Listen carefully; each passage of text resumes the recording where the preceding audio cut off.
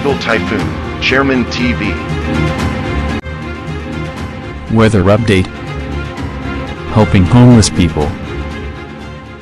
Please subscribe.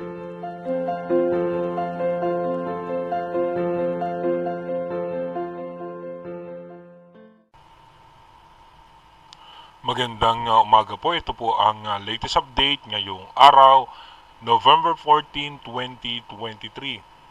Yung minomonitor nga po natin na bagyo sa labas ng Philippine Area of Responsibility, ayun nga po sa ating mga agencies, no, ito nga po sa ngayon, no, ay is unpredictable.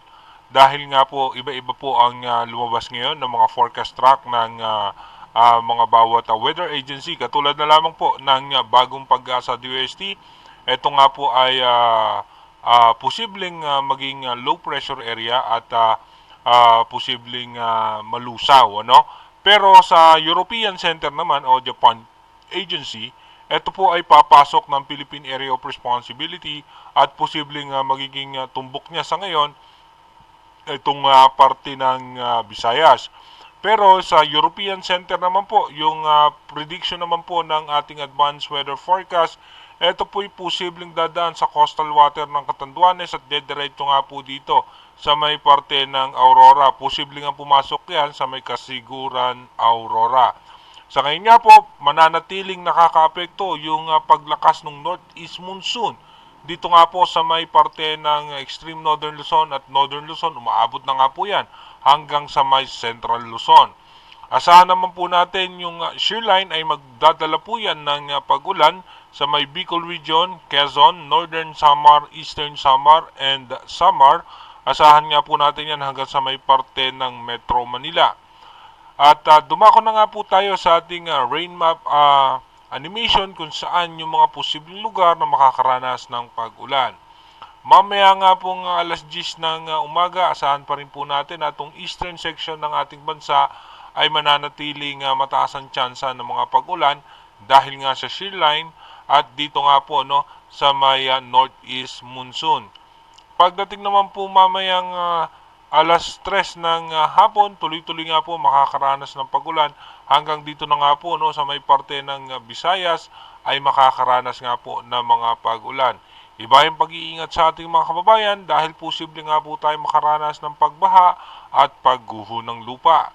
At pagdating naman po ng alas 5 ng hapon, mamaya tuloy-tuloy pa rin po tayo makakaranas ng pag-ulan at pagdating po ng gabi makakaranas pa rin po ng pag-ulan, lalong-lalo na po sa may parte ng Bicol Region, Central Luzon, dito nga po sa may Quezon, Polillo Island, makakaranas din po ng mga pag-ulan. At pagdating naman po kinabukasan, November 15, tuloy-tuloy nga po tayo makakaranas ng pag-ulan hanggang alas 6 nga po ng umaga may mga pag-ulan dito nga po sa eastern section ng Central Luzon at Southern Luzon. Dito nga po, dumako na tayo sa ating advanced weather forecast. Bukas nga po, November 15, mananatiling nasa labas pa ng Philippine Area of Responsibility itong sama ng panahon o yung bagyo. Pagdating naman po ng November 16, ito po ipapasok na ng Philippine Area of Responsibility. Kung mapapansin nga natin mananatiling malakas itong northeast monsoon. Pagdating nga po ng November 17, ito nga po andito sa eastern section ng Surigao. At pagdating po ng November 18, yung kanyang diametro ay magpapaulan po yan dito sa may parte ng Visayas at ng Bicol Region. Kasabay po niyan yung shear line.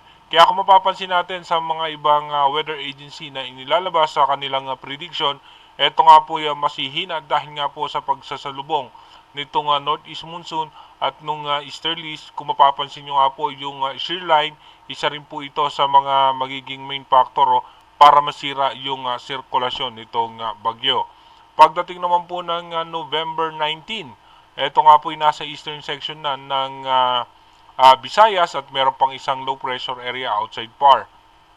Pagdating naman po ng November 20, ito nga po na mas malapit na dito sa may Catanduanes. Pagdating naman po ng November 21, nasa coastal water na po yan ng Catanduanes. At pagdating ng November 22, ito nga po ay nasa eastern section na ng Central Luzon. At pagdating ng November 23, papasok nga po yan dito sa may parte ng Aurora at lalabas sa may parte ng Ilocos Region.